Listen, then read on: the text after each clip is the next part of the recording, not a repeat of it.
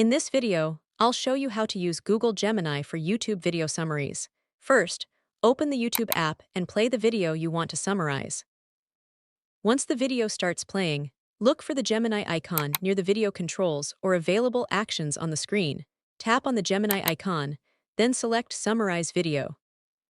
Google Gemini will analyze the video and generate a summary highlighting the key points and main topics covered in the content.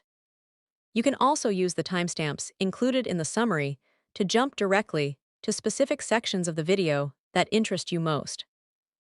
If you need more information, you can ask follow-up questions about the video and Gemini will provide additional details based on the video's content. And that's how you can use Google Gemini for YouTube video summaries. And that's how you can use Google Gemini for YouTube video summaries.